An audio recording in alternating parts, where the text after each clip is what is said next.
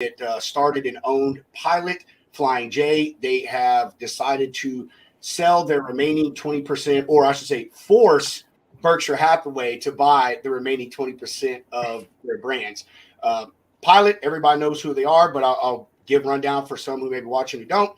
They started out with one gas station 65 years ago by the founder, Haslam II, and they grew into a chain of truck stops across America that include the Flying J brand, which they acquired in 2010. And they opened their first truck stop in 1981. On to the Berkshire Hathaway thing. If y'all haven't been watching or paying attention to this, don't know what's going on. Pilot's relationship with Berkshire started in 2017 when Berkshire Hathaway approached them and they bought 38% of Pilot stock. That sale alone was worth $2.7 billion. And then a sale after that, they bought another 41% of Pilot. That one came in at $8.2 billion and also gave Berkshire majority control over the company. Now, the founding family, they've been holding on to the last little bit of it. The agreement they had made with Berkshire Hathaway is that they could keep up to 20% of it, and force, I guess, in a sense, kind of force Berkshire Hathaway to buy them out the rest of that remaining 20%. The issue here is that the Haslams accused Berkshire Hathaway of devaluing their stock, which therefore would lower the value of the sale.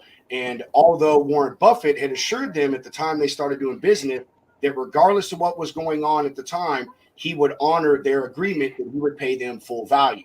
So today's sale just concludes the final 20% that was left. And now Berkshire Hathaway owns 95% of the United States at this point. This is fascinating. I mean, we saw BP come in and buy TA last year. So you can't run a modern trucking company without having deep relationships with the travel centers. And if you look at what's happened with Berkshire Hathaway, especially we look at this Pilot Flying J, one of the investors of a company called Kodiak Robotics, the autonomous trucking company, is Pilot Flying J. They invested in this because what they see, and I know this is the fact, they see these travel centers as where the exchange between autonomous trucks and human drivers will take place. Human drivers will be doing stuff at the local DCs, warehouses, the city stuff, but that middle mile, that over the road, that's where the robots will take the handoff.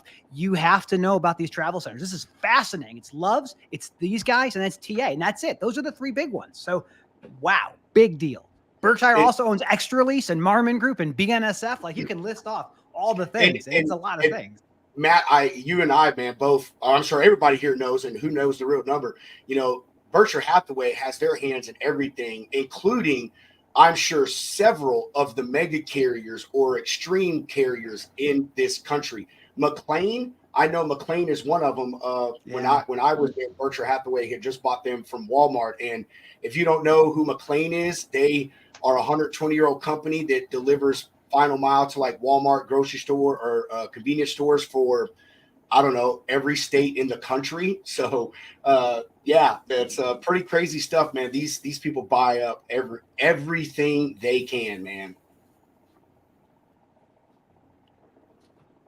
Anybody else? No? Yes? Maybe? Comments? I can talk forever. I got to keep myself quiet. I know. You talk all you want. All right, then fine. Hey, we're going to just go ahead and freaking move on. So, hey, that's all we need to say. All right, to the main topic. This one comes from overdrive.com. This is where or overdriveonline.com. Congress has a bill, or there's a bill in Congress that is talking about raising the minimum requirement for liability insurance for interstate motor carriers from $750,000 to $5 million. The bill is introduced by Representatives Jesus Chuy Garcia, Democrat of Illinois, and Hank Johnson, Democrat of Georgia.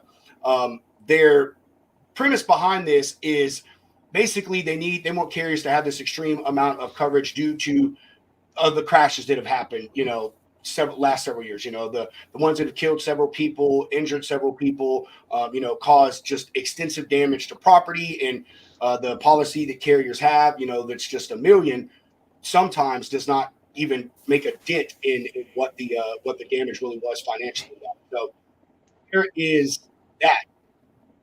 Who wants to start on their take on this? This will never pass. This will never pass. Now, I would love to see this pass. $750,000 was established in 1980. If you adjust that to inflation, it's like $2 or $3 million. You can't even replace someone's hip for $750,000, but it makes trucking more expensive. And that's one of the few things when the ATA and OIDA agree on something, it ain't going to happen. It ain't going to happen. But I would love to see insurance limits raised for motor carriers. And I know that's very unpopular, but I have so many stories that'll break your heart about when someone is in a catastrophic accident and they can't be made whole. They can't get their bills covered because the motor carrier has the bare minimum and go bankrupt. I love this topic. I love it. Bodacious Cowboy. What up, Jeff? Hey, the only reason why I joined this is because I hate lawyers. Hold on. Say that one more time. Say that one more time. I agree. How you doing, Matthew? What? What? Lawyers this make the world work. Yeah, this is the armchair lawyer. This is saying. No, I think it's more interesting to join a podcast and just listen to a lawyer chat. That's all. I mean, you learn a lot of things. Hey, when it comes to Matt, I'll tell you, I'm not a fan of lawyers either, but Matt is. Man, when Hunter said you were going to come on, I was like, oh hell yeah! Like I don't know anything about law, but like I just love hearing about how things work, especially stuff that people don't understand. Like I'm a supply chain guy who happens to be a lawyer. That's how I would characterize my who just loves arbitration. Who doesn't love a forced arbitration clause? We don't need to do this in public. We're going to do it in binding arbitration. It's confidential. So when I screw you, you're not going to tell anybody. Can I ask Jeff a question before we move forward? Yeah. Jeff, you've been you drove for a few years, right? Who, me? No. Me behind a wheel? No, that's not a good idea. For how long? About 6-8 months. That's it. Yeah, I just wanted to get that knowledge base of what they go through each and every day. I didn't want to get pigeonholed in any one area, so I wanted to build that knowledge base. So, because I knew this was going to be my career, so I wanted to know how each other works on each side of the fence, if that makes any sense. Sure. The what I was going to get at, before 1980, the liability was only $100,000. So I can imagine that this is the same conversation they had 40 years ago when they took it from $100,000 up to $750,000. Yeah, I mean, I started right before deregulation, if I believe so, and Matt will definitely correct me. It was during the Carter administration, late June, July in 1980 when the act was signed, and I started in February of 1980. So I'm almost in my 44th year. Ask me how I made it. I don't know. I still got hair on my head, so I must have did something freaking right. But before anyone else chimes in, Matt, I really want you to expand on your saying that you're for the requirements being raised, and obviously you have a positive twist to this, man. So this is part of the reason I brought you on, is because you do have a wide view on stuff. So please elaborate. Yeah, let me kind of break it down a little bit in a way that hopefully kind of makes sense. So insurance has two things to it. There's two components to an insurance policy. There's this thing called the duty to defend, which is we are going to pay for the lawyer to step into court and protect you.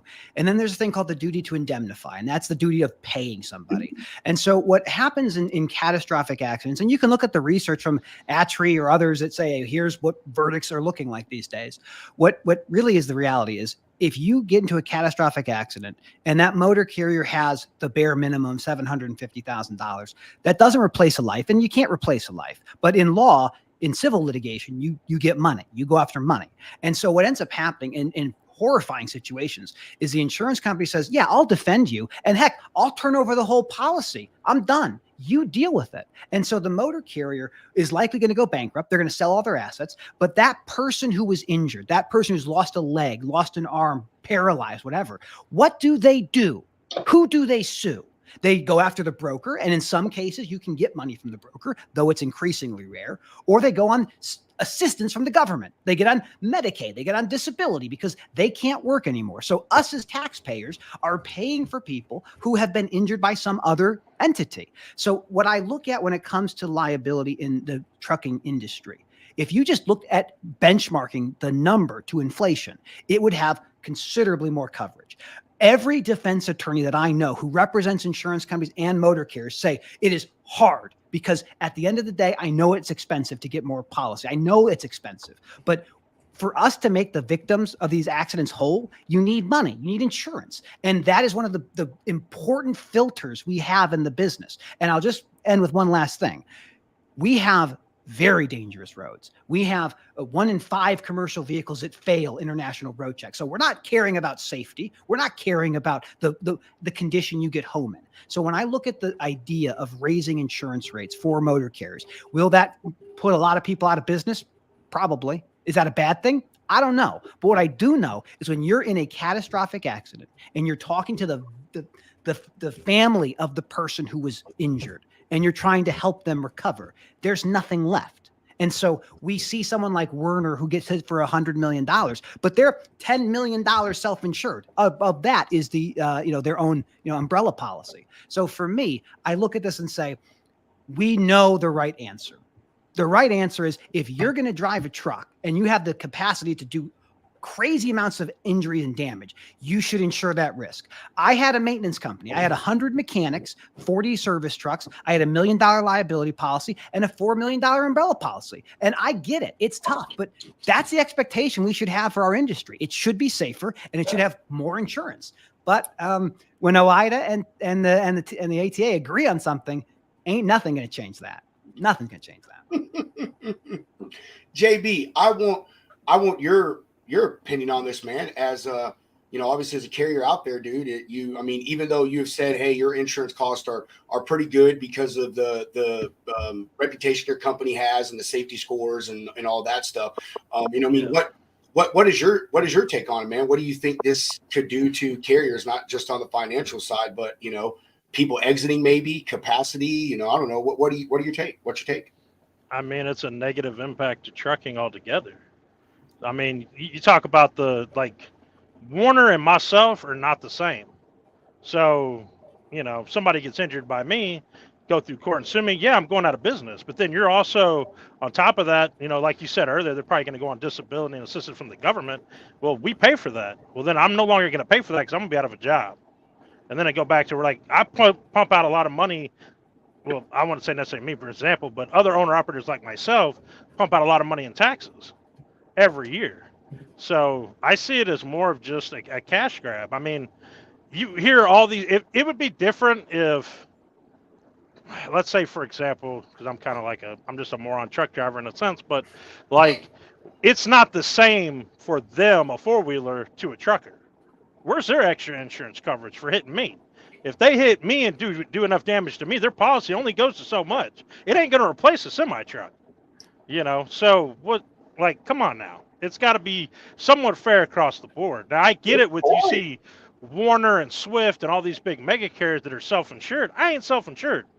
You got to have a few $1 million just to be self-insured. So, Correct. I don't like the fact that it's going to jump my rate through the roof, and then I got to pay for it and possibly go out of business. Well, there goes your tax dollars. There goes your revenue, So I think it's more just a cash grab. But it hasn't passed. I think, how many times have they tried to approach this and it's failed? Every time. Every time. So since 1980, I don't think haven't it's going to happen. Succeeded. It won't happen. But this is a good conversation. It's important for people in the motoring public to know, the limits of a motor carrier for having insurance is not that substantial. $750,000 is nothing. It does not take care of a knee surgery. It barely covers a hip replacement. It is expensive. And the injuries we have are substantial. Even if you damage a big commercial vehicle, replacing an ICC bumper on a trailer ain't the end of the world. That's probably worst case scenario for being rear-ended. Smashing the fenders or smashing the headlight, that can be expensive. But yeah, I'm with you, man. I don't like the outcome, but it's either going to be this or we have more brokers that are on the hook for liability. And that's right. But another where challenge. do you, how do I'm trying to say this without sounding like a complete asshole to other people, but where do you draw the line? Because it's already proven in studies that majority of the accidents involving trucks are caused by the four-wheelers, the people in cars. So they're causing majority of the accidents that are putting us in harm's way. that cause us to flip, roll over, have to lock down the brakes, jackknife, get cut off in traffic, and then we end up causing more chaos because one of them did it. Now, you have several instances where, like, I think there was an instance where an RV blew a tire, broke through the Jersey wall, went into oncoming traffic, and their truck hit them. Yeah. And they're trying to blame Warner for it. And they won. But That was the $100 RV million person- verdict. That's right. You're right. Yeah. But they're trying to get money from somebody because everybody died. Like, I get somebody died, but if that were me, you're ruining my life. You know what I'm Yeah. saying? And I did nothing wrong except do my job. That If you Werner replace the case. roles. I could just expand this because I want people who are watching this to kind of understand that Werner case. That Werner case is a driver who had 7 days of experience. His trainer was asleep in the back. He's driving under the posted speed limit. Everything was mechanically sound on the truck and the trailer, but another vehicle on the other side of the traffic lost control, crossed the center line, and collided head on. One dead child, one paralyzed child. The mistake that Werner did, in my opinion, was going to trial with that. Like, you never, ever, ever go to trial with a dead child, ever. But they did, and they lost. But to your point, like, how do you ensure that risk? But that's the fundamental question. There is this risk. If the motoring public, if the four-wheeler is responsible for the accident, you as a motor carrier could still be held responsible under some joint and several liability kind of framework. So the reality for me is we know the risk is there. So if we're going to insure the risk, we're going to choose not to insure the risk. And if you're going to choose not to insure the risk, that means that someone who is injured legitimately from the actions of a motor carrier is not going to be made whole. And that's really not, I think, an appropriate response. I think if someone's responsible for the injuries, they ought to pay the full amount. And if they can't because they chose not to insure themselves properly, that's an issue. But dude, JB, I understand. Like, I know this won't succeed. This act in Congress, it's not going to happen, in my opinion. But I do understand the need for someone to evaluate this, holistically. Yeah, because like it's a shame that everybody died and the kids are left injured and whatnot. But then that's where the government steps in and takes care of them. This shouldn't be an issue where it went to court. Period. If you want to blame somebody, the tire blew out. Go blame the tire manufacturer. And they do. They'll sue everybody. But Michael's question here is really interesting. But taking it out on, like, I get the driver was new, and I remember that I think they ended up firing the co-driver that was a trainee or whatever that was training him. But let me say, they were trying to blame him for it as well. Like, but he couldn't have done nothing. Yeah, even if he was in the passenger seat. It was the way they did it was they showed a pattern in practice of Werner being careless. Yeah. But that's an interesting story. But let me answer Michael's question here. So Michael's question essentially is, okay, the insurance policy goes to this amount. What happens with the delta above the insurance that you're required to pay? The answer is you're on the hook for everything. So in my past life as a plaintiff attorney, I've done plaintiff and defense. What do? I sue you. I get every little ounce of your insurance. And then I go, okay, what else do you have? You can protect your 401k for me, but you can't protect your car or your house or your anything else that you want to have. And so we would lien everything and we would liquidate everything and we'd force you into bankruptcy. And then you'd be stuck paying bankruptcy fees for the next 7 years. So there is, just because the policy's maxed out, the individual company is still on the hook for everything above the insurance amount. Indie Trucker. What's going on, yo? Indie Trucker. What's up, dude? What's up, man? Getting a little fuel up here in the Buckeye State. I'm no longer in Florida. It is back to winter weather. Sorry to hear that. Where are you going?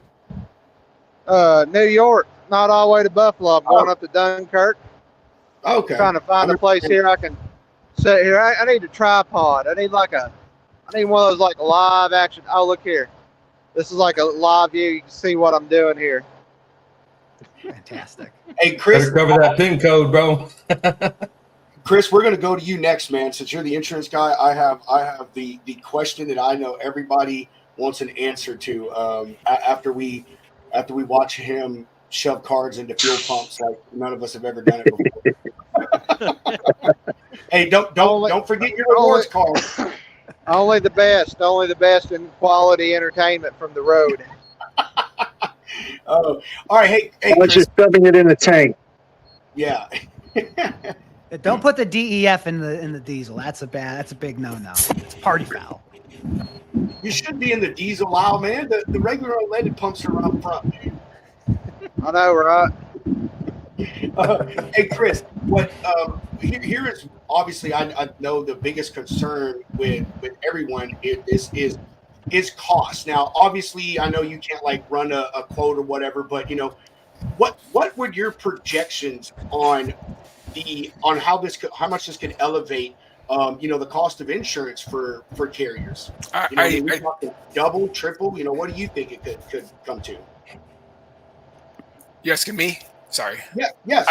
I was on the other line for a second. I don't know. I wasn't in that capacity in the insurance agency, but I'm kind of, leaning with Matt a little bit, as I know it's going to be ridiculously expensive and it's a bad idea, but I believe it's a necessity that they do something, and I'm hopeful that if it does, I feel like insurance companies, $1 million liability is nothing to them. They'll underwrite policies without checking out carriers and making sure that they're safe and they're operating like they should. I don't know, maybe a higher limit will change how they underwrite carriers and make it a little harder to bring in, to get into the industry. I mean, it's been very easy to become a trucker since 1980, right? I mean, that was the whole point. Yeah, so I don't know that it's a bad idea, but I don't know if that'll help. And is it gonna make is safety going to be better to a point where they can reduce rates because they're not paying out? I think the conversation has to be with shippers about what it actually costs to do what we do. To move freight safely, on time, and undamaged is one of the most dangerous jobs in this country. And it has been one of the most dangerous jobs for decades. But the reality is, like, what we might see as like the increase of the rate, it could be double. I mean, to get $1 million policy, to Christopher's point, that's not the end of the world. To get a $4 million umbrella policy on top of that or something else, it could be a substantial increase. But shippers have to understand this, because we're going to come knocking on their door next. Like, you're not immune from the way this market behaves. And if you're a trucker and you could face $100 million as a liability for doing nothing wrong, something's got to give. So I don't know. And every other mode of transporting freight, it's much more expensive for the insurance side of those industries, and they have a much cleaner safety record, because they know that it's a lot of money if they don't do it right. So I don't know where the sweet spot is for getting safety under control and not making it, I use this for carriers. I say this in a somewhat joking manner, but in the world of transportation, safety and maintenance compete to see who matters less compared to operations. Like, that is the mentality we've had. And to the point of like what the after effects of deregulation was, the explosion of motor carriers, the lowering of safety standards, the lowering of maintenance quality, and a lower of driver compensation. Like, there's a lot of after effects, but those were features of deregulation. They weren't the bugs that we're trying to solve today. But I do look at this and say, this is a win for the insurance industry. And I guaranteed they're lobbying heavily, like, yeah, we'd love to have more money. But for the big trade groups, like the fact that ATA and OIDA are both on the same page saying, we don't want this to happen. I mean, if those two are aligned, nothing changes. And I think we're going to see the same thing. Nothing will change unless motor carriers or shippers start saying, we want to have more liability. But that's the whole purpose of keeping rates low, is everyone's cost to enter is so low, you can just keep throwing more meat in the grinder. Yeah, you see what happens, though, especially in the soft market. And I know you'll agree with this, Matt, is that a very good friend of mine said, in this market, in regards to how much the carriers and drivers are making, they're one breakdown away from bankruptcy. Yeah. And right. So what happens when that happens, when they're not making enough? Safety is not going to be an issue anymore. Maintenance is going to be a huge impact, because they're not going to have the additional funds in order to properly maintain their vehicle, putting the public more at risk. I mean, it just goes with the territory. I don't care what you say or how you say it. These guys are pushing it to the limits more than they've ever had before. And when I go past a truck, I mean, I've been in the business for a long time. I want to get the hell away from it as fast as possible, because anything can happen. You know, they don't do the post checks. They don't do the pre-checks anymore. They don't care because they don't get paid for their time to do so. But they don't realize this. And I know it is a fact that, yeah, they're saying that they're taking money away from them. But guess what? Most of these drivers out there have families. They have wives. They have children. What that tells me is that they're ignorant about, hey, you know what? I'm a provider for my family. I don't mean anything. They're putting themselves at risk. They're putting so many people at risk.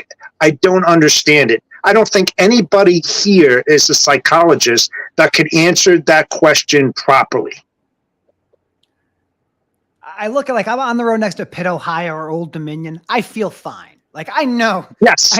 I know those guys Yes. know exactly what they're doing. But the Absolutely. thing, as you've outlined, is like, we all want everyone to get home in the same condition that they left it. That's the whole goal of everything that we do. And when we look at the numbers, we look at the statistics, you're like, man, this job is dangerous. The margins are nothing. There's so much regulation. Where is the respite? We're going to have a speed regulator for everybody. You're all going to take your trucks to the local Kenworth or your local Volvo dealer and say, can you slow my truck down because the Johnny Law says I have to? And that's going to make it's a things nightmare worse. to be in this business. It's going to make it worse. Absolutely. Put your products on the train. I mean, when you think about the degradation in service going slower, you're not going to make the published transit times by any means. So why not go green? Put it on IMDL. Save everybody some time and maybe lives. and the speed regulators, it's going to mean drivers make less money. That's the whole idea. I mean, it's going to mean you're going to go slower. It's going to take longer to go where you want to go. You can't work as much. That's the nature of this. But like the It's insurance just going thing to make us break the rules. Yeah, absolutely. It's not going to prevent us from making less money. We're just going to break the rules. No, Absolutely. Unless your truck is, that. unless You they know show, what's you can program a truck and make it can't go faster than the speed you program it for. So like, even Correct. if you want to go faster, you ain't going to go faster because it'll stop it. I had an exchange with somebody on Twitter the other day, and I call it Twitter. I don't call it X because it's still the Sears Tower to me. Don't tell me it's something different. And they were really antagonistic about my position on the insurance stuff. And like, the reality is, I see both sides. I see the value of keeping costs low. For truck drivers, your costs are very easy to understand. It's fuel, it's labor, it's assets, it's maintenance, it's tires, it's insurance. Like, those are the things you spend your money on. But at the end of the day, as a lawyer, I just want to make sure that everyone who's actually responsible for paying something has the money to do it. And very few people self-insure, except for mega carriers. So at the end of the day, it has to be policies. I bet you smart motor carriers can sell that value prop to their brokers and to their shippers at some point. It ain't happening in this market. Oh, you should give it to me because I have so much insurance. Like, Right. no. How cheap can you go? That's good. That's the question. I love this inspection. I love this. Yeah. What? Let me ask you something as a lawyer, real quick. Because like, look, I'm a heavy guy. If I keep putting Twinkies in my mouth, I'm only going to get bigger and eventually die of heart disease or something. I hope not. But where's the accountability for just regular people? Like, just like all the truck drivers, I think Chris said it. Most truck drivers are on the verge of bankrupt, right? Yep. That's their fault, 100%. That's nothing to do with anybody else. It's poor decisions out here. Same thing when I mess up, it's my poor decisions. What can regular people do to ensure themselves in case something like this happens? Yeah, because where does personal accountability come into play? A lot of companies and insurance providers are now giving what they call uninsured motorist coverage. So what that uninsured coverage really actually means, like, legally, is if there's an insurance amount that needs to be paid and the other party can't solve it, you can tag into that thing. So many insurance products will have baked into it some form of insurance that can cover if the other party doesn't have enough. Now, it's optional in some states, it's mandatory in other states, but you're exactly right. We live in the most distracted society that has ever existed. We all have supercomputers in our pockets that say, you should look at me right now. It's like, I don't want to, but I kind of need to check those messages. So I don't know the answer to that, JB. I don't know. I think there is some personal accountability we kind of look at, but the motoring public, like the average person, just imagine the average motoring public person and realize that half of them are worse than that. That's terrifying. That's horrible. That's horrendous. Right, but we're safer than they are, and they account for more of the accidents. Granted, they're probably a larger base, but all the statistics point at if a trucker's involved in an accident, it's their fault. So it just needs to die with it being their fault. And I'll be honest with you, whatever happens to you, happens to you. I'm sorry. Hey, I want to touch on what you're saying, man, because you had said this earlier as well. And to sum it up is why it's the carriers, always the carriers, Yeah. and it's because you're easy targets, bro. 100%. And the reason you're easy targets is because in the business that you're in, then they make a rule like this. You have one of two options: comply or shut your fucking doors and find a new job. That's Oh, same with yeah, ELDs, 100%. man. Same Yeah, thing. yes, exactly. And it is, man. I'm telling you, you're an easy target. And that sounds crappy, man. But and I'll tell you, and I don't know who all can agree with this, but man, when it comes to the government, they are not in the interest for you as the carrier. They have no reason to do something for you, and it's you're an easy target. And also, I think brokers are easy. This whole industry, I'll just say that this whole industry, you're I an would easy say target. to Bill, if I'd say it's not necessarily the motor carriers because ATA has great representation. Like, don't think for a minute that the ATA doesn't have incredible voices within Congress. Who they're actually against is the truck driver. Like, that's who Yeah. they're against. Like, that's the Yeah. ATA. Like, I look back at the numbers and they're staggering. I'm talking the last time I was on the show. The average comp for a truck driver back in 1980 was $38,000. Adjust that for inflation, $120,000. What do truck drivers make today? Not that. 60% No. of truck drivers in 1980 were unionized. 60%. What's that number today? Ain't 60. We just saw the biggest one ever, Yellow, after 99 years. 99 years. Before there were highways, before there Ridiculous. was containers, gone. So this industry, it's going in one very clear direction, and it's not in the driver's favor. And it hasn't been that way for many, many decades. And Jay, to expand on what you're saying about the four wheelers, man, dude, I never was this way till I got my CDL, and I'll tell you, having your CDL, man, it opens your mind to being out there on the roads and the things that like matter, being behind the wheel of anything, man. But my point is I've always said, kind of like what Jeff did, man. These people that get their licenses, it should be a little bit more strenuous of a process for them to get this thing. Maybe not a CDL holders test, but damn close to it. And because now, man, there's states now, even here in Texas, once you turn a certain age of 18 or 20 or whatever, you just walk in and get your license. You've not driven a day in your fucking life. You pass the test. Here you go. I think that's everywhere, dude. Because I know it's that way in Georgia and it's that way in Tennessee. You turn 18. Here you go. Hey, congratulations. Here's your license. Go kill someone. Yeah, most states, like the limit for insurance is like $100,000 for most motoring people. Some states it's even less. Sometimes it's $300,000. But you're exactly right. We don't actually carry the insurance that we need or the requisite testing for any of the stuff that we do. People look at driving a car as a fundamental right and like, I'll do whatever it takes. Right. When you talk about responsibility and accountability, let's talk about the shipper and the responsibility they have, right? So they go out and they get a carrier. The carrier comes in, and we're talking about, pre-checks, inspections, and post-check inspections. I always took the stance that I hired that carrier. Before I load that carrier, I'm having my dock supervisor walk around that trailer and inspect the trailer for bald tires, improper hinges on the doors, canisters in the back hanging off, something not really working with the airline brakes, et cetera, because let me put it this way. If I dispatch that trailer and load it and it goes on the highway and it's got my brand and reputation in that truck and I kill somebody, I can't live with myself. I don't want my company being connected with that at all. Period. End of discussion. Because just imagine that. It falls back on you. Well, why did you, and I'd love to get Matt's opinion on this. Why did you load that trailer? Why didn't you inspect that trailer? You hired that trailer. You loaded that trailer. It had 3 bald tires on it, and that trailer flipped over and killed a family of 4. Hello, Mr. Shipper. The entire story of the manufacturers in the United States, or shippers as we call them, is about how do I limit my liability?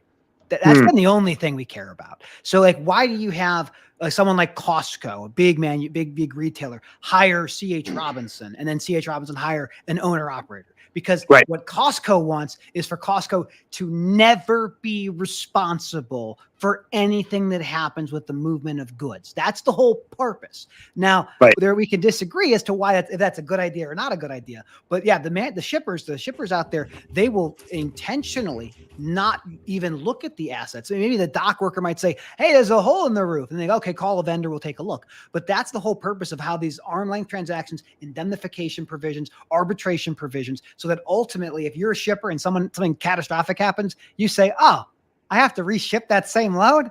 That sucks. We'll do it again tomorrow."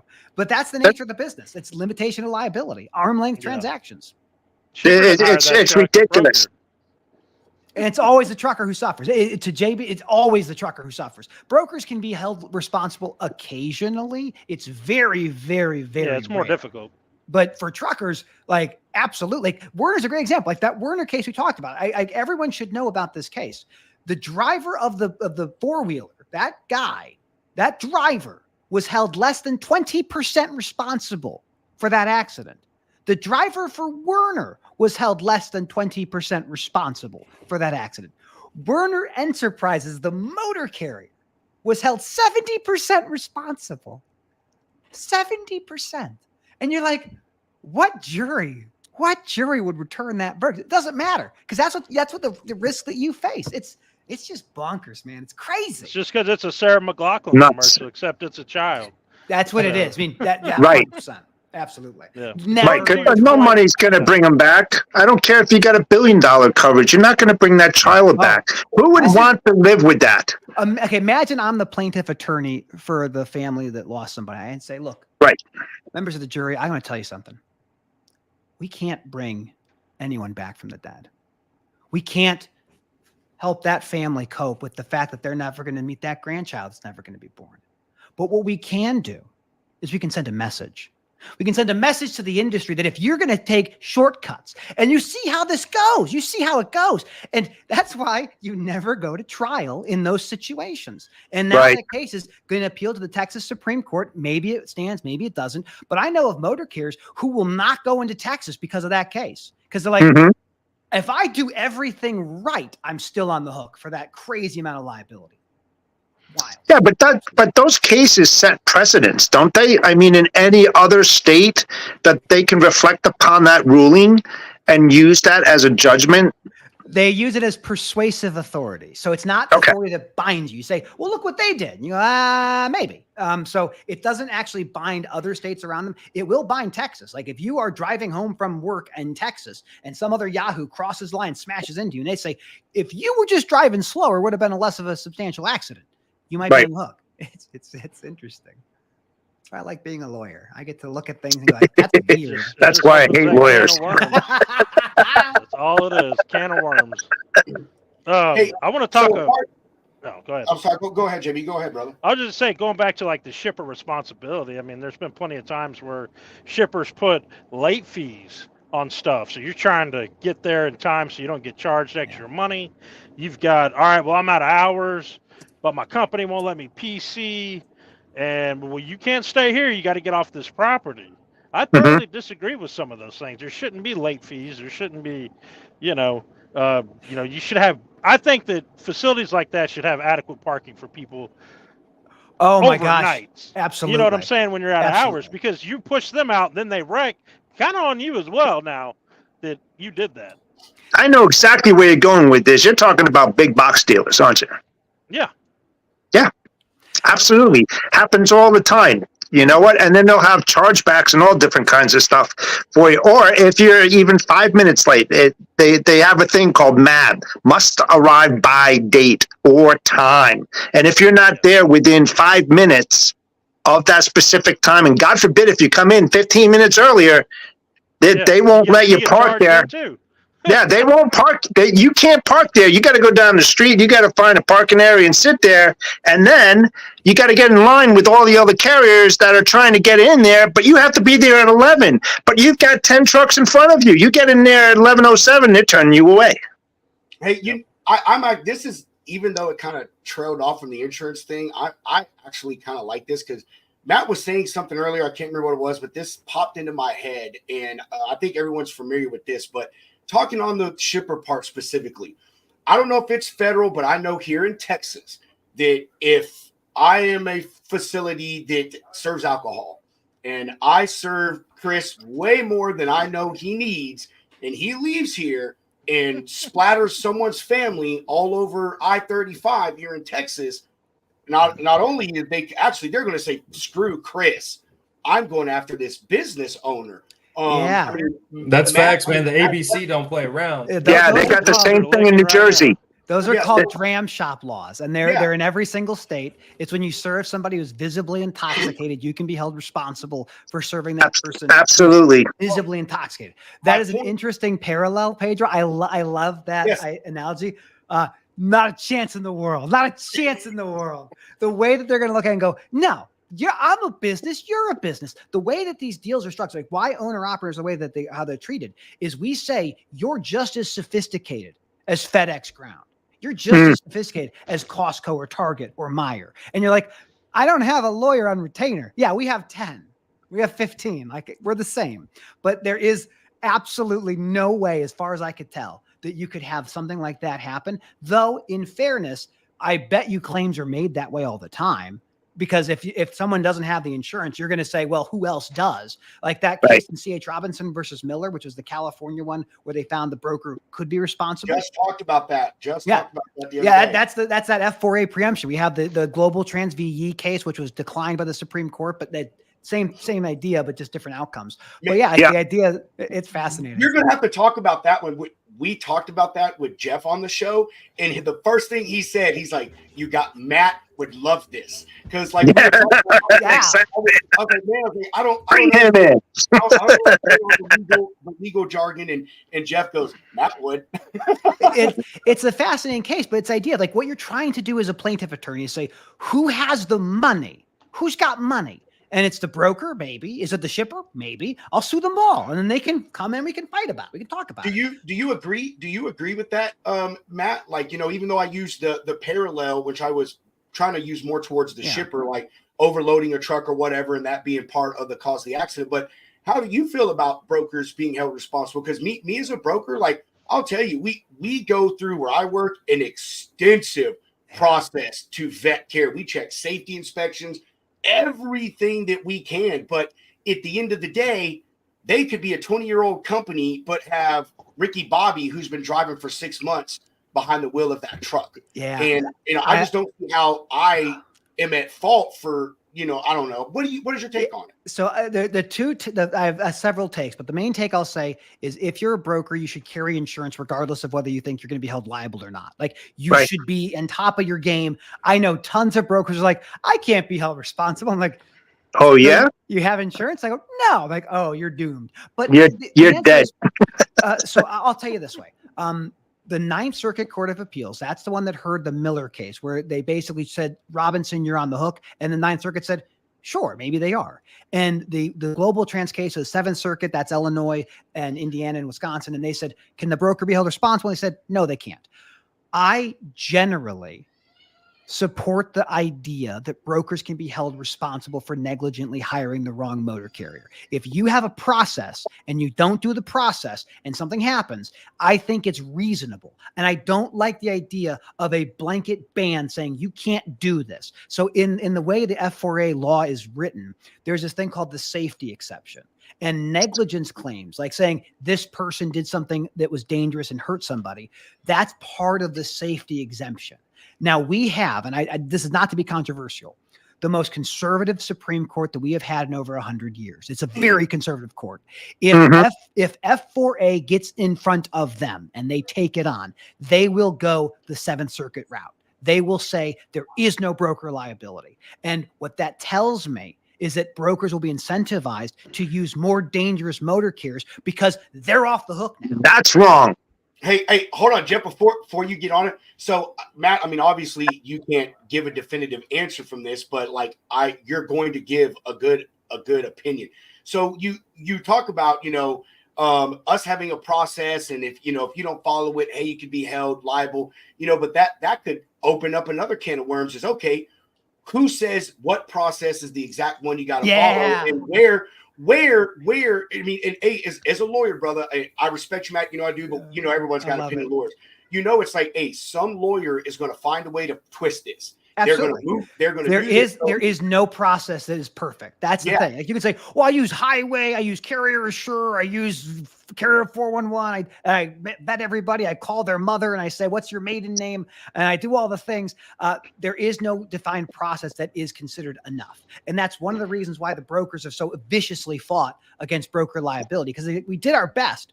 What ends up happening, though, it goes back to that initial thing we talked about earlier about insurance. If I know the motor carrier cannot make my person who's died whole, who else can? The broker can. Broker can. I'm going to go after you guys. And ultimately, in some cases, you're going to be successful. Others, you're not. At the end of the day, until the Supreme Court takes this case up, which they won't do, they didn't take Global Trans, they didn't take Miller, we'll continue to say, which circuit are we in? Which court rule are we going to apply? I love it. Interesting. Great question. I love that. I like it. Yeah. Here's the other part of the main topic of the show that I wanted to touch on, since we got some brokers on here as well, and get y'all's opinion on it. So in this industry, to me the standard is you have to have insurance as a broker. Like, to me, no shipper I've ever talked to, they're not going to do business with you if you don't have that. And it's exactly to Matt's point. It adds layers of risk mitigation and furthers their distance away from taking blame.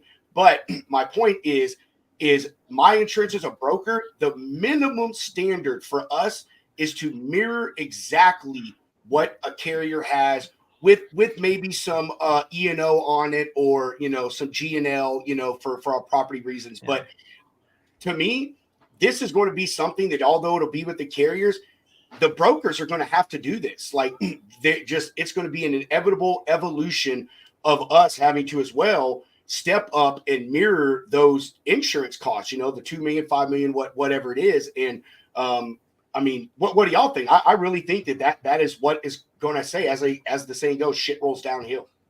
Yeah. 100%. Yeah. The big brokers already have it. Like, the big brokers pay a lot of money for great insurance. A lot of money. That's just the cost of doing business. When you're small, you don't really have the bandwidth or the margin to have those things. They're like, it'd be nice to have insurance, but I don't think I need it right now. Every broker has cargo, it has some level of insurance, but like to have general liability policies, like it's somewhat rare. Yeah, we have 2.5 million. I think the lowest, we got a ton of insurance, man. Oh my God, dude. We've got so much. We got insurance coverages I've never even freaking heard of before. But our G&L is like 2. Our cargo is like 2.5. Our liability is like 2.5. And then we have another couple $1 million umbrella policy. So, but again, we're attached to a larger entity who they have that money to fork out and stuff. And let me ask you this one, Matt. So, if they make this requirement, this passes, obviously it'll be. The carriers will have to do it under their liability. Okay. So me as a broker, would I want to add my liability and match that? Or would it be better for me to do an umbrella policy or a filler policy or whatever you want to call it to make up that extra? I would say never buy something that no one's requiring you to buy. So if you already have your policies, I don't think there's a need to we should get more. It's like, if they're going to force the truckers to get it, the thing I would be thinking as a broker is, I'm probably going to have to pay more for capacity now. And I'm probably going to go back to my shipper and say, hey, shipper, you have no idea what it's like to be a truck driver. But let me tell you a quick story. There's a new law that says they have to have more insurance and they're going to cost more. And that's a conversation that I think is very useful and worth having with with your shipper customers. But I wouldn't buy anything if you don't need to buy anything extra. No, and that's one of the reasons, Matt, that brokers must ask the value of the shipment that they're pushing. If it's over 100,000, if that's your cap, then you can buy the PIP. The additional liability coverage in case something happens to go awry. So that way you got that merchandise, but then that falls back on them. Hey, you know what? I had to charge you $1,000, but since the stuff I'm moving is 2.5 million. I have $100,000, I've got to go and up that by 2.4. So instead of 1,000, I'm going to have to charge you 1,900. Exactly. It's another conversation to have with your customer, and it's gonna. And it's just, I don't think we're going to see this law pass. Like I'm very candid. I'm so cynical at this point. Like I don't think it's going to happen, but it'd be cool. It'd be neat. If No, it did. it's a good conversation to have, and it's a good to me. It's a good thing to bring awareness to, even if it never happens, man. You know, a lot of and JB, no offense, Indy, you know, no offense, you guys could be part of the exception, but you know, a lot of carriers, dude, they don't dig into this type of stuff, man. This journalism for the industry. You know, a lot of them don't hear about stuff till it's too late. I'll use this example right here. As of January 1st, 2004, carriers, you can no longer access FMCSA portal from the FMCSA portal website. You have to have a login.gov. How many carriers do you think just heard that for the first damn time? So, I mean, you know, to me, even though it may not pass, it's a good thing to talk about, man, and to bring awareness to, you know, because obviously there's people lobbying for this to happen, and you know, the other side is obviously going to whoop their chance to go against it. So I don't think it'll pass either, Matt. Like I really don't, man. Like this is an extreme. Maybe I could see maybe a compromise and say a $2 million policy, And that would be awesome. That'd be awesome. Or an umbrella policy, like you said, or a rider, whatever you want to call it. You know, hey, right, your cargo can stay $1 million or whatever, but you've got to have an indemnity or whatever the phrase was, Matt, an umbrella policy that is $2 million or $3 million that specifically is for this issue. Yeah, and umbrella policies, they only get triggered if you've maxed out your underlying policy. So the umbrella, but buying an insurance policy like $4 million versus buying $1 million and a $3 million umbrella, it's much cheaper to buy the policy and the umbrella than it is to buy one giant package. And I think that would be an interesting compromise. And, you know, we got to throw Reliance Partners a bone. The Reliance Partners need you to get more insurance. Like all the insurance companies, like, would you please think of the shareholders for those poor insurance companies? They are struggling. Matt, can I ask a couple of questions? The one is MCS 90. When does that come into play? I know that's if I understand it, if the carrier doesn't have enough to cover whatever happens to the public in a major accident, the insurance carrier, the insurer, you know, they have their MCS 90 endorsement on the policy. So I don't know enough about that. Like the way that a typical insurance policy would function is once it's exhausted, that's it. The insurance company's off the hook. They're not involved with anything further other than the duty to defend, like to be in court and protect you. That has no limitation. That can be millions of dollars defending somebody that the insurance company eats. But the overall liability the insurance company would ever face is the amount of the policy limit. That's it. And so once the policy is exhausted, the insurance company says, well, good luck. We did the best we could. Have fun. But to your specific question, I don't know the answer to that. Okay. Hey guys, I gotta take off. So enjoy the rest of your podcast, man. Oh, thank you, cowboy. See you there, Matthew. Good to see you. Hey, be on the lookout for your obituary for your mustache. Looks like Have fun when you find it. Let me know. Oh man, later. Hey, Indy, Yeah. brother, we haven't heard from you at all, man. I don't know if you have anything you want to say on this, man. He said he was having Oh some yeah, technical I got difficulties. I got plenty to say on it. I think because I've never worked. You know, coming from a 911 fire EMS background before I got in the truck, and then just I'm very observant about everything, right? So, would you say it's a fair statement to say that if every corporation and every company complied to the letter of the law as all the regulations are written right now, there would be a whole lot less companies out here because they couldn't afford. And I'm talking about OSHA. I'm talking about the Food Safety Modernization Act. I'm talking about DOT regulations. If every company actually did it, there wouldn't be no need for lawyers, right? There wouldn't be no mega suits. There wouldn't be no. So you'd still have catastrophic things, and you have mergers and acquisitions. There's plenty of. Don't worry about us lawyers. We're always going to find plenty of work. But there's not a corporation out there or a company out there that I've ever seen that's been proactive on any issue. It's always reactionary. Any kind of policy that they set forth is because something happened, they got caught, they got smacked. And you can go in and say, hey, maybe it's a good idea that we implement this policy to save us some money in the future.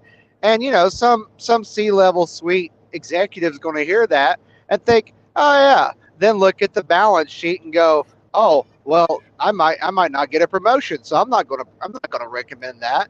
And of course, it gets swept under the rug for, you know, how many years they get by with it. Then boom, the next thing you know, nuclear verdict. It's that if the cost of compliance is more than the cost you'd have for getting a fee for doing that, you take the fee because compliance is expensive. A great point with the Department of Labor coming out the new standard for classification. Like the ATA is like up in arms, like this is the end of the world. When the reality is like that's the test that's been going on for decades. Like there's nothing new about it. But to your point, like I think people try to comply as best they can. There are some that will they'll go right on the line of what's legal and illegal, and sometimes there's ambiguity there too. But there's a lot of interesting things that happen in that space. And let's not shy away from it. The trucking industry is pretty shady in itself, especially when it comes to like the 1099 independent contractors. So it would be nice to see everybody be on a straight and narrow path when it comes to that. Well, that's a great point. I mean, the reality of like classification litigation is bet the farm litigation. There's no insurance policy you could ever buy that can protect you from misclassifying somebody. And if you misclassify, back wages, back overtime, benefits, workers' comp, all these things come cascading into you. And that's why like AB5 was so viciously fought, even though AB5 was just taking what was already the law in California and putting it into paper. And people were like, that's crazy. But again, the whole point of misclassification is the lawsuits that we see is not the government saying you did something wrong. It's almost always, hey, I thought I was a contractor, but I looked at the law and I talked to a lawyer and they say I was misclassified. I'm actually supposed to be an employee. And then the former contractor sues, and they're either stated as an employee or they're stated as a contractor based on like how that relationship functioned. It's really interesting. Matt, if you were an author, you could write like your own damn encyclopedia series, dude. Like, I'm serious, bro. We would get a new issue every month for the rest of our lives, and then we would die, and then our children and grandchildren would get the remaining issues that Matt wrote. One of my great pleasures in this business is talking to anybody who has a question about something that I may know something about. Like you'll find me on Reddit talking to truckers or talking to brokers about different things, like privately in messages or on Twitter. This industry and just generally is very confusing, and it's designed to be confusing. And if I can help someone understand, like, hey, Matt, why is IKEA suing Convoy for interpleader in Northern District of Illinois? It's like, oh yeah, let's talk about that thing. That's amazing. I love this business. Like my father was a roadway guy back in '76. Like my grandpa had his own trucking company. Like I love what you guys do. I participate. I'm none of those things other than a trailer leasing guy from time to time. But yeah, I appreciate those kind words. But Matt, you're a value to all of us. You are, brother. Just the one thing that I really actually I love about logistics is the people that are in this industry that are not in logistics at all for a lack of, for their main thing, man. People who just want to be involved and interested, man. Chris is one of them and you're another one. And y'all have information that we can't easily access. All the stuff that you just answered today so far, how much do we think, well, no, we're only at about an hour, but what would be the fee to just go sit in a lawyer's office and with this list of questions and say, here you go, answer this. My door rate's $400 an hour. The reality is, you should have asked them that. We're going to get the invoice right after. Wait a second. Hold up. How much is your retainer first? I don't charge retainers. I only work with people that I trust. Only people I trust. Like I don't take on new clients. But like to answer that question, so I am a lawyer. My law firm that I own is called Armchair Attorney LLC. I have malpractice. I do that thing. I have a couple of clients, but that's my side gig. Like that's my passion. I do that for fun. My full-time career is I am the vice president of sales and marketing for a trailer leasing company called CLC. We operate 18,000 trailers across North America, and I love love trailers. I've loved trailers since the day I was a little kid. And to talk to a lawyer about this stuff, whether I'm talking to reporters or talking to other people like this, it's a passion. Like I want you to understand that this industry and the law isn't this magical thing. Like you can peel back the veil and go, oh, it's just these massive lobbyists that want these outcomes and they're going to fight tooth and nail to get it. And if we understand what's happening, it helps us understand where we're going to be going. And I love doing it. And, Matt, to touch on why, or to touch on what you just said is the reason people like you are valued to me is that a lot of folks are intimidated by stuff like this. This topic tonight, man, like this is an intimidating thing to talk about, and because it's like, hey, like I really can't do anything about this as a small broker or carrier. This is just, it's going to be what it's going to be. The only thing that I can do is understand it and prepare myself for it, and it kind of goes into the compliance thing you're talking about. Same thing. It's just a very intimidating thing for a lot of folks in our industry to deal with because there's so much legal jargon and layers to the onion to peel back to get down to what you need to know. Let me just be contrarian for a second there. There is so much that you can do. You have a platform. So like, don't put yourself down. Like the fact that you can call a congressman or send a letter, they look, they care, they watch. You have a ton of power to advocate for outcomes that you want. There's no doubt about that. And I do say that, like, I don't like the idea of government forcing you to buy something. Like fundamentally, the government's saying, we want you to buy something. And you're like, who are you to tell me what I have to buy? Fuck you. I don't want to buy it. But then you start looking, okay, well, I see there's survivors of catastrophic accidents. They have issues, and there's a lot of competing things. The most important thing for any political topic, in my opinion, is there are reasonable people on both sides. Like no one's a villain. No one's the bad guy. Everybody is just trying to get through. And in some cases, they're lobbying for certain outcomes, but there are reasonable positions for literally any topic. And I just try my best to understand both sides so that I can communicate them in a way that is understandable. Man, I'm telling you, brother, I'm going to send you some applications for some infomercial openings. I'm going to be your agent, man. Today's broadcast is brought to you by medium-sized dogs. Medium-sized dogs. Ask for them by name. Great. That's the new sponsor. Medium-sized dogs. Man, Matt is an absolute trip. Does anyone have any additional topics they want to bring to light? Any further, I don't know, I can't think of the word now. Yeah, shine further light on this or something else we've talked about? Hunter, Chris, JB, Matt. Yeah, I have one I'd like to do before I jump out of here. Yeah. But I saw JB first, so he should go first. What do you mind going over the new 6 guidelines or tests or whatever on the 1099? The economic realities test? Yeah, Oh, that gosh. dumb whatever it is. All right, let me pull them up and I'll memorize these things. Like it might appear that I do, but I do not. Look, I read those things, like the explanations, like 10 times today. So I really hate the jargon.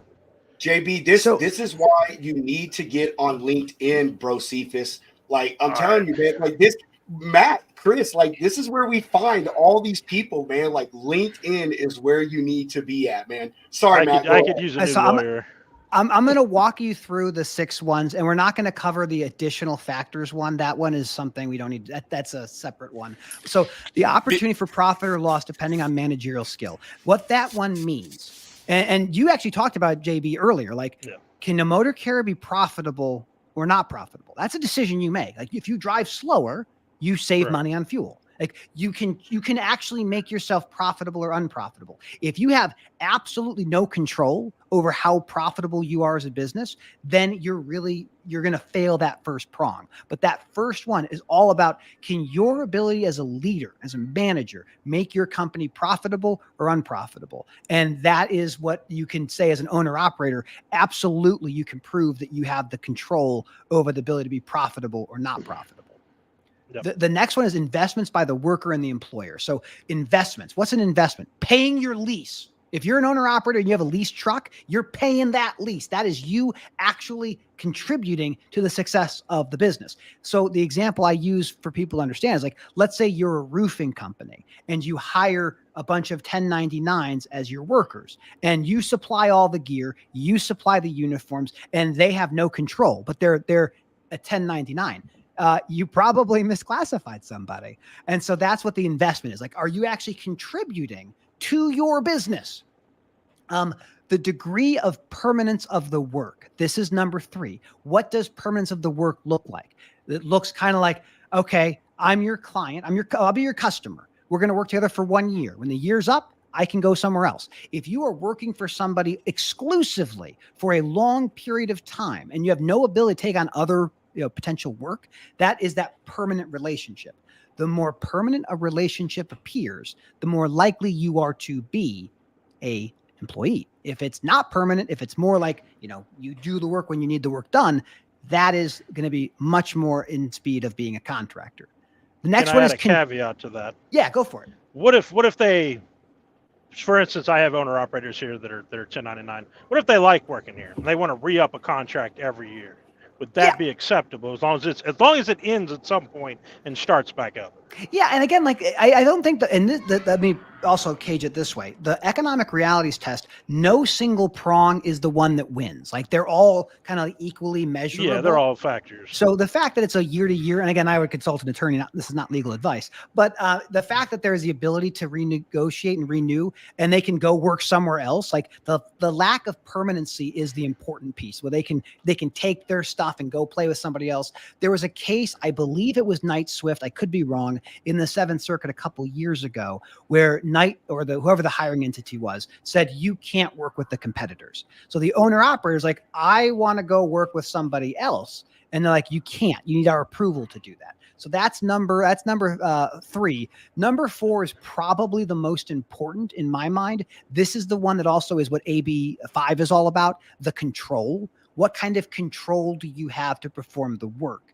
And all that means is like, can you choose your route? Can you choose your speed? Can you choose when you sleep and when you wake up? Like, what is the control that's there? Because if I hire a graphic designer and I say, you must work only from this window to this window, it's a little bit different than like, hey, go do this thing, and when you're done, give me the product.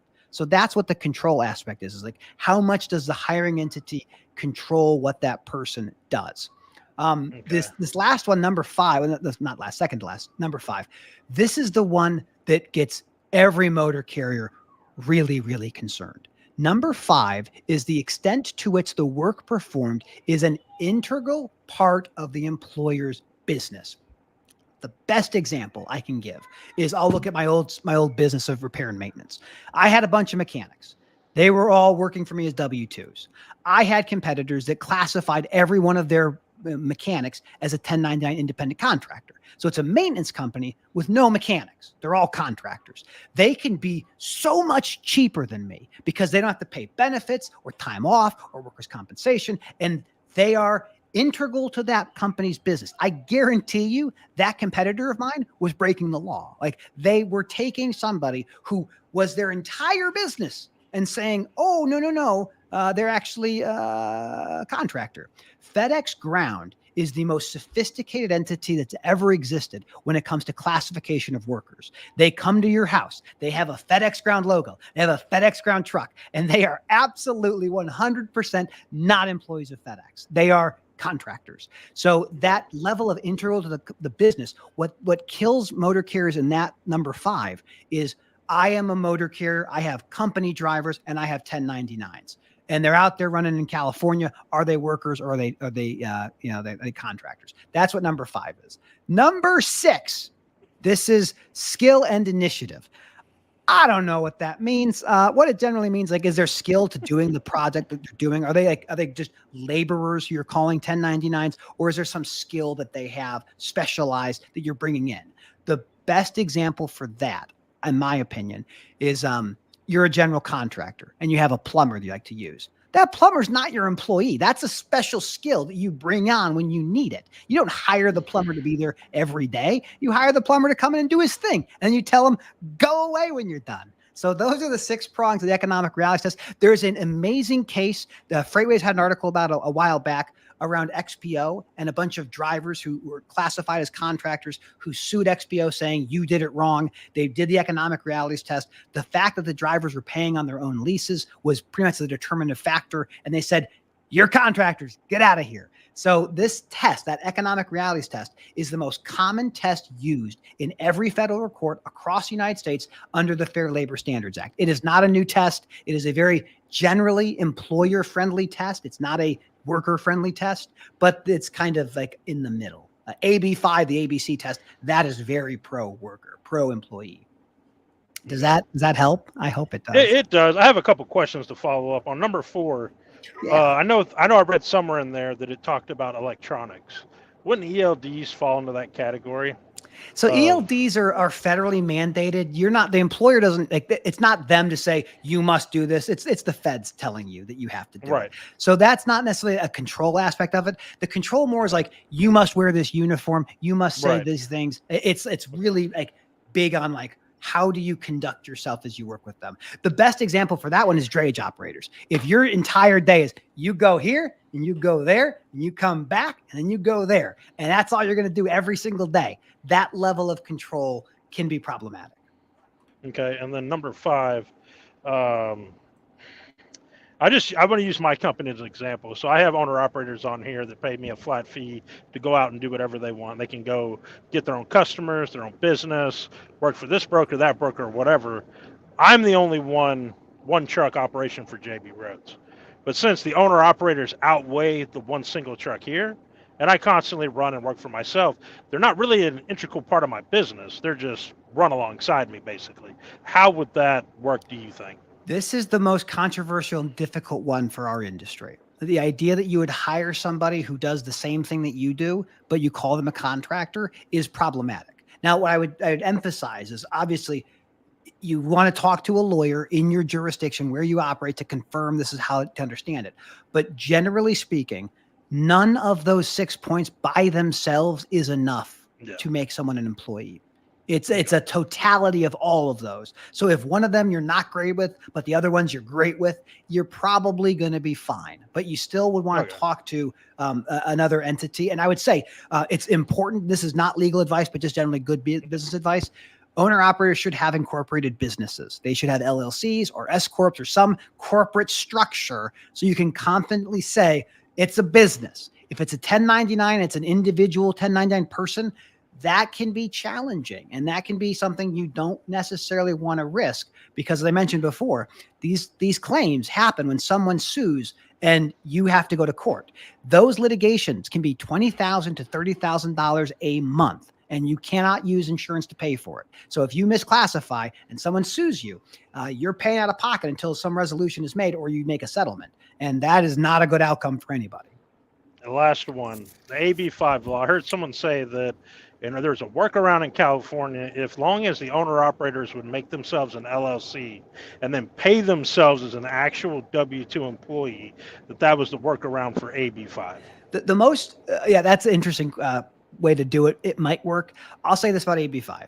AB5 has a presumption, a rebuttable presumption that the person who is a worker is an employee.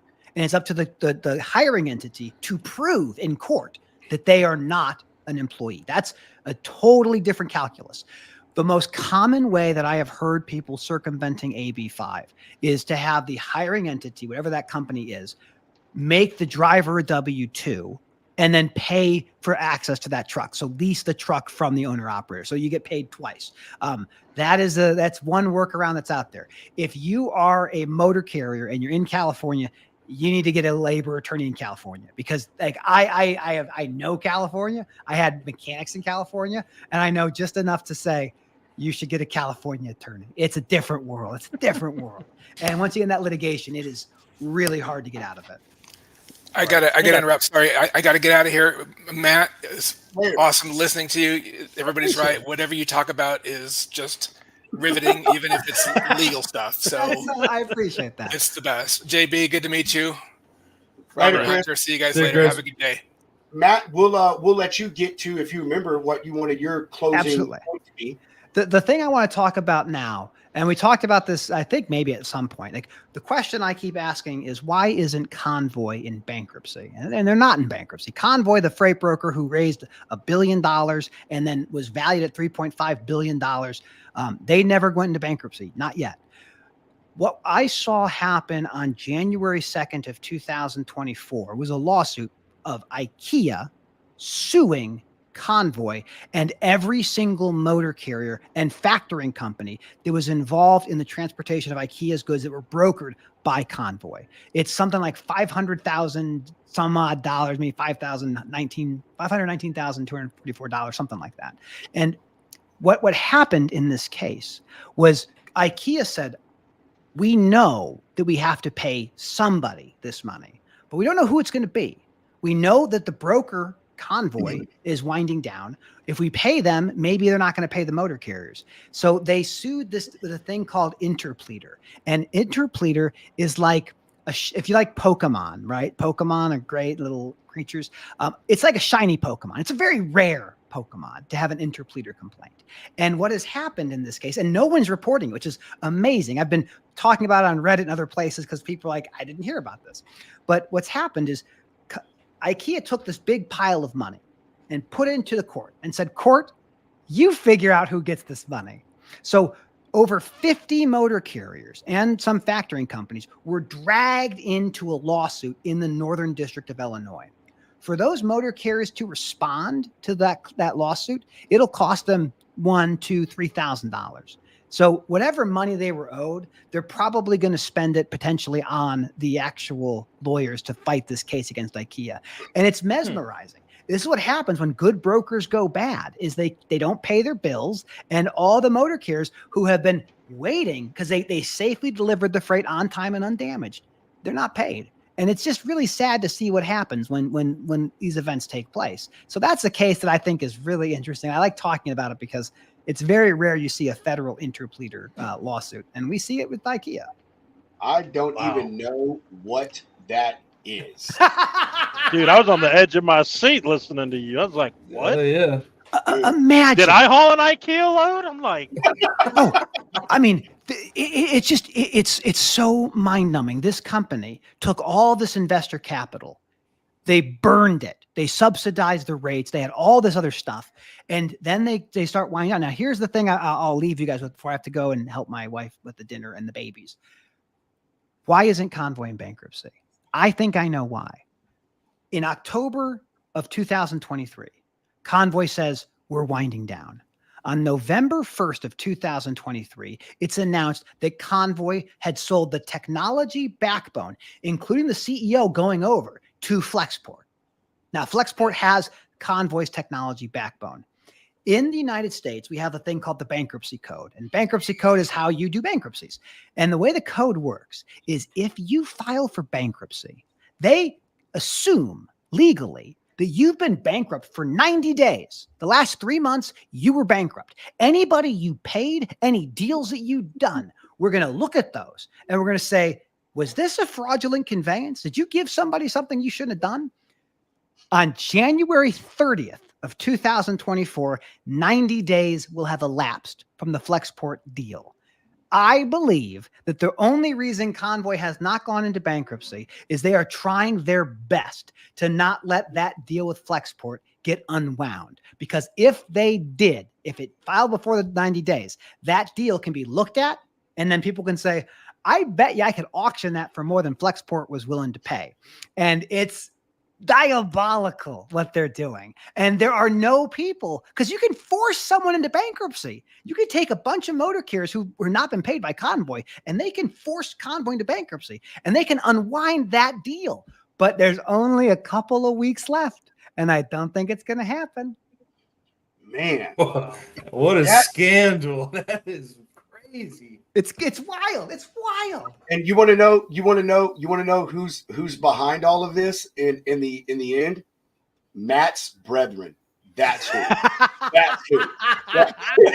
That's who. We are simply fiduciaries. That's the thing I would love to leave with.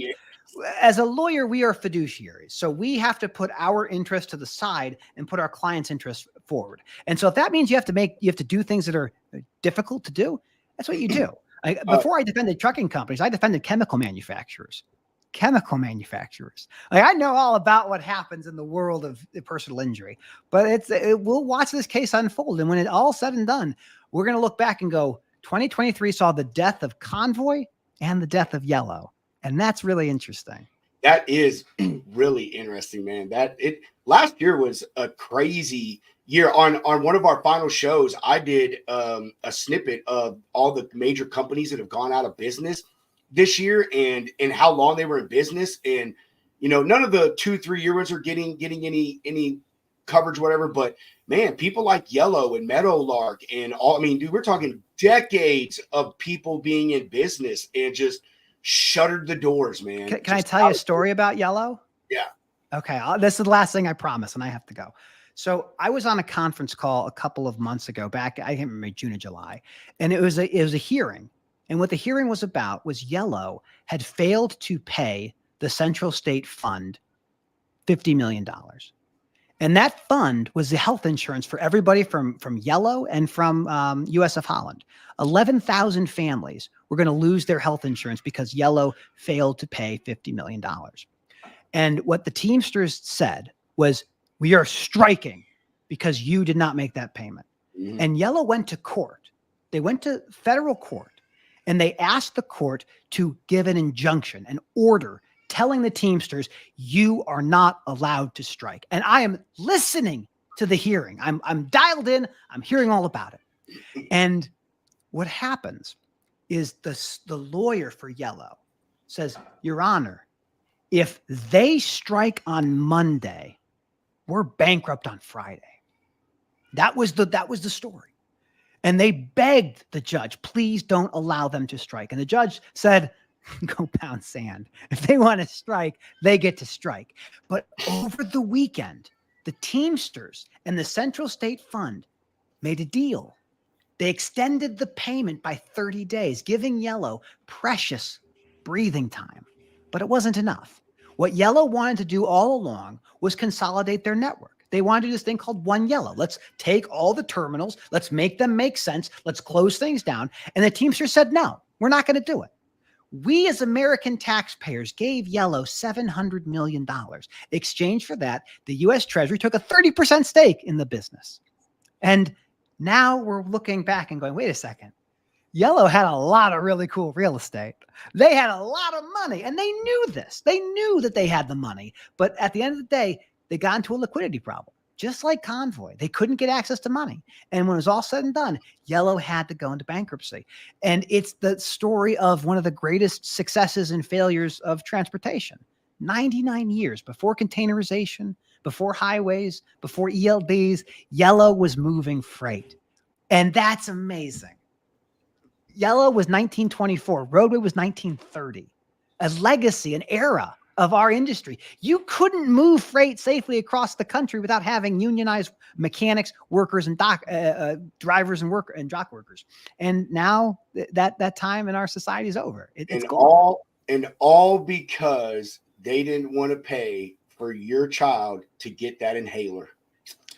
They had $100 million cash on hand. If they would have paid that first payment, the next one for the next month would have bankrupted them. They were going to try their best to find someone to come and save them. But there was no one who wanted to come in and say, I want to buy a Union Motor Carrier. I mean, there's only so many TFIs out there, and TFI already bought UPS Freight, and they were pretty happy with what they had. It's wild. It's wild. Before you go, I'll say, and I know this is going to reverberate with everybody, but the sickening part about both of these examples, Yellow and Convoy, is the people at the bottom got diddly shit. All these CEOs and all these other ones walked out with massive paydays, but they don't have money to pay carriers. They don't have money to pay their employees, but man, I've got five stacks over here to go give to Jimmy, for him to walk out the door and go play in his Rolls Royce in the parking lot. So yeah, that's the crappy thing. And like I said, the other part of that is the American taxpayers had to fund it. That's right. That's right. TFI bought UPS Freight for $800 million. $800 million. And we gave Yellow $700 million. And what did we get for it? Nothing. Man. I'm going to claim that. I'm going to claim that on my taxes as an expense this year. I'm going to do the math, man. Just 700 million divided by the U.S. population, right off. Well, I appreciate you letting me jump on with such short notice. It's a pleasure to be here, guys. If I can ever be a resource, let me know. You find a case you're like, that looks weird, shoot me a note. I'm happy to jump on. Have you Give you a stack of case studies. Get them on here more. I just get bored of that. Man, what's this about? I mean, just don't sue me, bro. I used to sue customers. I loved doing it. I loved it. They don't want to pay me. Oh, like I remember. Okay, one last story. I was working with a refuse company in Chicago, and they owed me $6,500. And I said, "You need to pay me $6,500." And they said, "We're not going to pay you $6,500." And I said, "Well, I'm going to sue you for $6,500." And they said, you're not going to sue me for $6,500. And then I sued them for $6,500. And our very first court appearance was December 24th, the day before Christmas Eve. And they said, "Matt, how do we make this lawsuit go away?" And I said, "You could wire me $6,500. And they said, "Can we send you a check for $6,500? And I said, "No. You can wire me $6,500. And at the end of the day, would you believe it? They wired me $6,500. It was a great time. Yeah, Matt, you should have. Cost them more to fight that than anything. Well, so my contracts have attorney shifting. Like I can charge my labor rate to them. I said, "I'll waive my fees, but you have to give me my money." And then they gave me my money. And that was fine. That's all I wanted was my money. Brother, you have a wonderful night. Dude, we'll catch you on LinkedIn, man. Like, you know, we'll see you in a couple weeks, actually. I think we got coming on the 3rd. Put me in the game, coach. All right, you guys have a great day. Take care. Bye, everybody. Thanks, Matt. Later, Matt. All right. Oh, what a guy. So we're going to chop out this piece here in a second. We appreciate everyone that was watching. I hope that y'all got something out of this. If you didn't, then you really weren't paying attention. We had an incredible panel of people on, JB, Matt Leffler, who just left. That guy is just a plethora of knowledge, loves talking about stuff. I mean, y'all saw he helped JB live on the show. So if you didn't watch the whole thing, go back and watch. A lot of great information was put out about insurance and laws and stuff revolving around carriers and brokers. Just a really, really good amount of educational, informative topics. With that said, I want to piggyback off of one of Matt's 15 closing comments. He was talking about having access to your money. In this day and age of people going bankrupt, not having capital, not being able to get access to their money, you got to have yourself a trusted partner that has your best interest at heart, is going to help you to succeed because they know through your success ultimately comes their success. Shoreline Capital is that partner.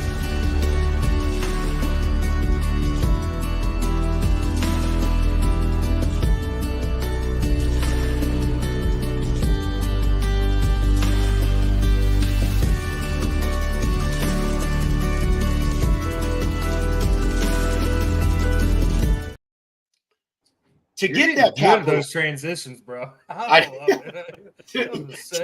was with it. to get access to that capital, whether you're a broker or a carrier, even a shipper, you got to have access to accurate, real-time, up-to-date freight market data, information, rates, reports, all the stuff that you need to make the correct financial decision when you go to move your freight. We are proud to be the first sponsor and help launch LaneRunner.com. Make sure y'all go over there, take advantage of that free trial, and as always, tell them you heard about it in the Logistics Lounge. Welcome to the future of trucking with Lane Runner. Up-to-the-minute, trustworthy spot market freight rates. Experience real-time, full truckload spot market rates at your fingertips. Stay ahead with our advanced rate alert system, ensuring you never miss a market move.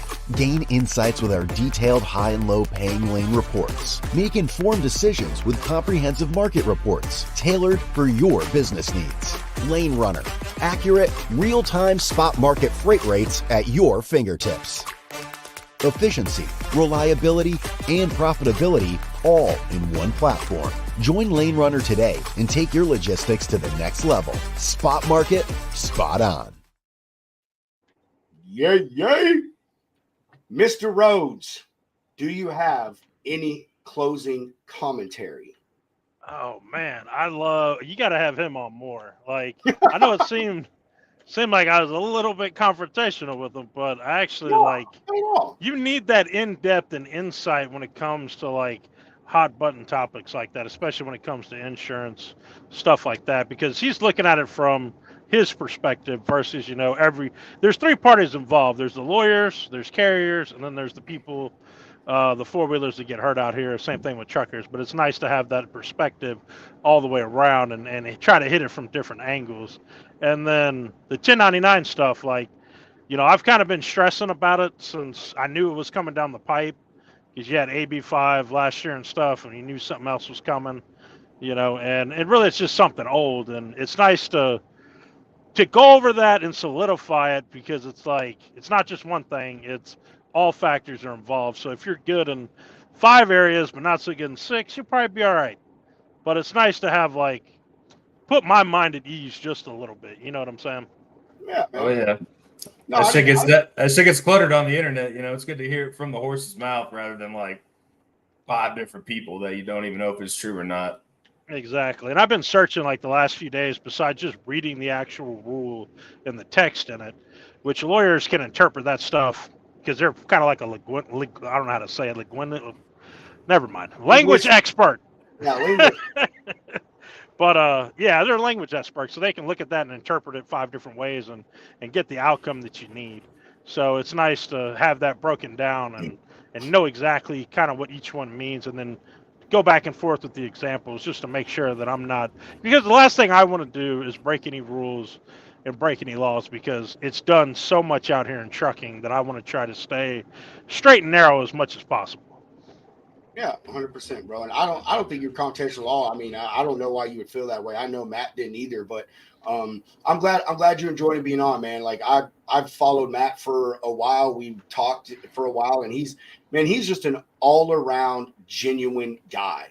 He has no hidden agenda. He gives it to you the way it is, and he's honest, dude. He tells you both sides of stuff, and that's why I said he is a great source of knowledge, because he's one of those people that he's really he is in this industry, but he's not. But he uses his experience from outside the industry to help us. Give us some clarification on things that matter. And look at that shit that he brought up at the end, dude. I guarantee you, nobody watching this has heard of that. Nobody. Nope. You know what I mean? And he's in the know. And I bet you he's right that come that 90-day mark, that's we're going to hear about stuff. So. We are. We have excited coming on. I think Hunter said on the 5th, dude, and we're gonna dig deep into him, man. That guy could talk all night. If he had time, he loves it. He gets he geeks over this stuff, man. So yeah, you weren't confrontational at all. He wants to know more and more, but he knows so much. It's just a plethora of wealth of knowledge. So, but yeah, man, JB, I expect to see you on LinkedIn tonight. Okay, yes, bro. We're gonna get you connected with. I'm telling you, dude. We'll get you connected. JB, you'll start off on the right foot. Save you a lot of time. I'm gonna tell you, man. LinkedIn, it is not like Facebook for the most part. You get some little beef stuff and some back and forth, but dude, I have learned so much from LinkedIn. It is ridiculous. I mean, just the people on there that you end up meeting that know stuff, man. It's great, because all the people that are real professionals, that's where they go to, man. They don't go to Facebook and talk about this stuff. They go to LinkedIn with other people who are educated in what they're doing. And I don't mean formal education, but the folks that know what they're talking about. So dude, go on LinkedIn. Let us know when you're on there. Hunter and I will friend you. And man, I'm telling you, you'll see the difference. You'll see the difference, dude. All right, I'll get my wife to set it up. I'm kidding. Hunter, do you have anything? Or actually, I'm sorry, Hunter. Kelly, it's okay that you were late. We just appreciate that you stopped by and listened to our ramblings. Right. Oh yeah, she said, there you go. Tell him to connect with me, dude. Kelly's none of those people. She's not in this industry, but man, she's on this side of this, and she loves learning about it and putting in her 2 cents and all that stuff, dude. So another example. I feel like Kelly's an undercover like dopest shipper of all time. Yeah, right. Probably has the best freight ever. She's just like, yeah, I do lawns. Yeah, dude, yeah, right. I know that's right. Oh, Hunter, you got anything you want to say before we chop out, homie? Yeah, good show, man. I'm excited to get Matt on. JB, you need to pop in more, brother. There's the red light right there. But yeah, man, get on LinkedIn, get on X or Twitter if you're not already. That's a big spot for truckers and brokers. I'm on there, but I need to create like an official JB Rhodes. Yeah, dude. We're making some big moves over there as well. So, you know, like Rob Knott said, man, like everybody that we've talked to here is in the loop and on our side, and bro, we'll get you hooked up, and then you can bring us some people to know. Even it's fun. It's fun. I don't know nobody. Indie trucker that was on earlier, JB, like that dude's been doing this shit for like over 2 decades, man. He has done so much. I think you've heard him talk, man. Like even that guy, man, you heard he just started spitting out some shit. I was like, the hell is he even talking about? So, bro, dude, there's so many freaking people out there, dude, that you're missing not being on the other side of Facebook. Yeah. Dude, we've only been doing this for like 6 months, and like we've known most of these people, but like we've met most of these people just in the past 3 months. Like really got in tight with them. So, yeah, everybody's a stranger on there. We just talk about freight and bullshit. That's it. Okay. Just don't be negative. Don't be negative. Yeah, we saw the effects of that yesterday. And matter of fact, when Hunter and I leave here, we're going to go watch the final effects of that. Dude, I'm going to tell you about it in private, bro. I'm not going to put it out there and dwell on it, but it was some really funny shit to see someone like watch them as they collapsed their brand. Like, dude, like, Rob, what if we did like the video game guys and we did a live stream of their live stream and we just commentated? Oh my god, that would actually be hilarious. That would be funny. Oh, okay, well, we'll be doing that. I don't know if we need to do that though. That might be a little overboard. We'll talk about it, but an idea. Adam, what's up, dude? You missed the show. That's the guy Indie Trucker met. The Cannabis King. Dude, Adam, we're getting you on the show at some point, man. I know I got you on next. We're bringing you over. Dude, Hop on Friday. Hop on Freestyle Friday if you're free. Yeah. You too, JB. I don't know who. Hold on, I'm gonna look at the calendar and see who we got on Friday real fast. So, who is it? Might have a stack lineup. Oh, dude, we got Nizreen. Oh, I'm actually excited about this one, dude. This lady runs a HHG load board. You know what? Household goods. She built a household goods load board. She taught herself everything about the industry and household goods. Like, it just freaking amazing, dude. Even taught herself how to code so she could help build her own fucking load board, dude. Like, oh my god. And nobody talks about household goods, man. And I've never been in it personally, but dude, it's a pretty cool thing, man. I mean, like, it really is a lot of logistical stuff goes into packing someone up or packing a business up and even moving their ass 2 blocks down the road. So yeah, she's going to come on. She's going to drink with us and hang out. So dude, that'd be a cool one. JB, if you're interested in household goods, not like professionally, but you ever had anything, dude, you want to chop in? We're going to hang out. I'll just hit you up Friday. And if you can come chill, dude, you're always welcome. JB, you can come in. We'll see how tomorrow goes. Anytime. You can come in tomorrow if you want to, bro. Yeah, anytime. Even if you just want to air your grievances out there on the road, you do. We'll stop the show. We'll tell the guests to shut up and let you vent, and then we'll just go back. Here's exactly what we'll do. Now presenting JB Rhodes.